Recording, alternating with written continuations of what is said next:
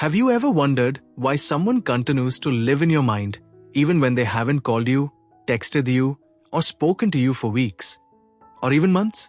No notifications, no conversations, no contact, and yet somehow they're still there. You wake up thinking about them. You hear a song and remember them. You see a place and suddenly they're back in your mind. You tell yourself to move on, but your mind refuses. Why? Why does this happen? Is it love? Is it destiny? Or is there something much deeper happening inside your brain? Today, Psychology on Love is going to reveal the hidden psychological reason why some people never leave your mind, even when they are completely absent from your life. And what you're about to learn may completely change the way you see your feelings. So stay with me until the end, because the final reason is the one most people never realize. Let's begin. Most people think they can't stop thinking about someone because they love them. But psychology tells us something surprising. Sometimes you don't miss the person. You miss the emotional experience that person created inside you. Think about it.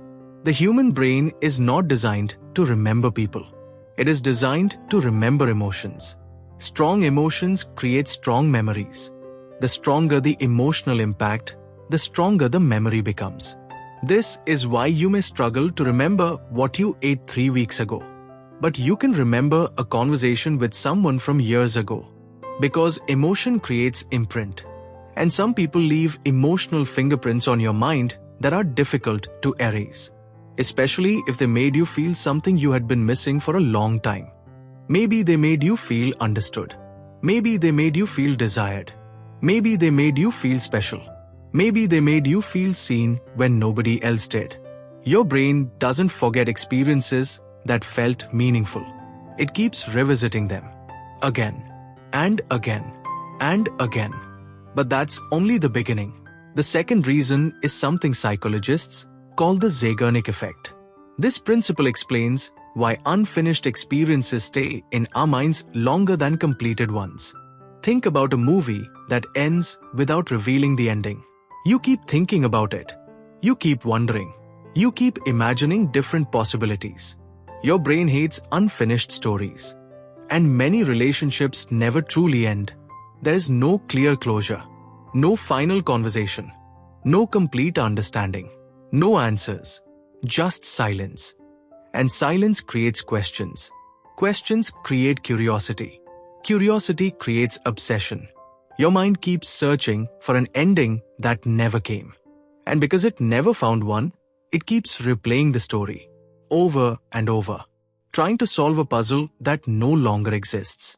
But there's another powerful reason, and this one affects millions of people without them realizing it. Sometimes the person who stays in your mind is not the real person. It's the version of them you created in your imagination. Read that again. Many people fall in love with potential, not reality. They fall in love with who someone could have been, what the relationship could have become, what the future could have looked like.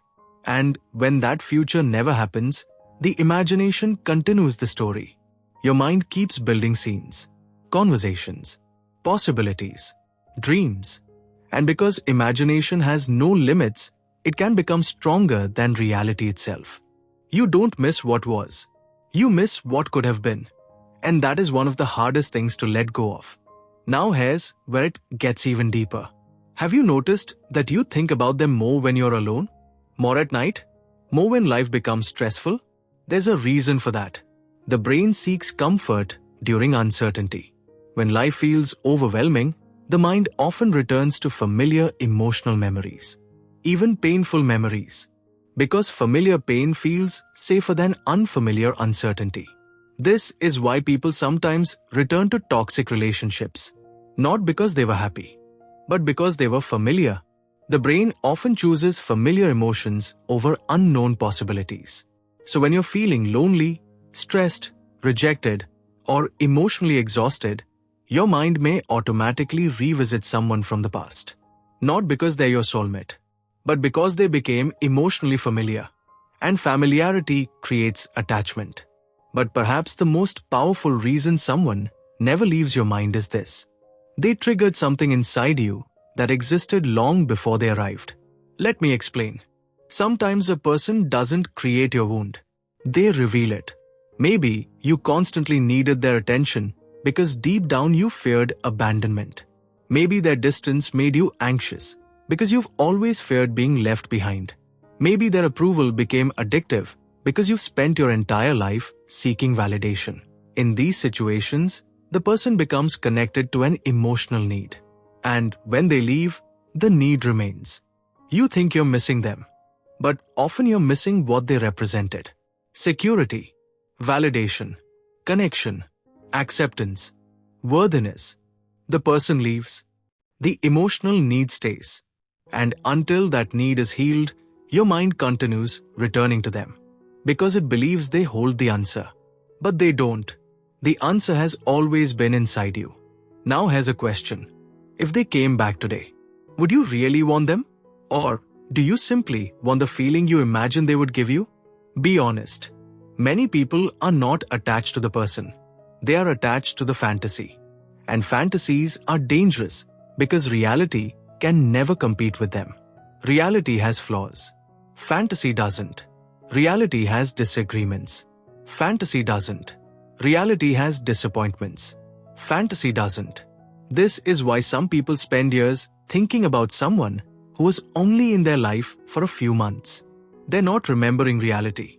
They're remembering a story. And stories can become addictive. But here's the truth that can set you free. Every minute you spend emotionally trapped in the past is a minute stolen from your future. Think about that. The person occupying your thoughts may not be thinking about you at all. Yet they're taking your energy, your focus, your peace, your happiness, your potential, without even being present. And that is too high a price to pay. You deserve better than becoming a prisoner of a memory. You deserve better than waiting for closure that may never come. You deserve better than allowing your happiness to depend on someone else's return. Because healing begins the moment you stop asking, "Why did they leave?" and start asking, "What is this experience trying to teach me?" That question changes everything. Instead of becoming a victim of the story, you become a student of the lesson. And every relationship leaves a lesson. Every heartbreak leaves wisdom.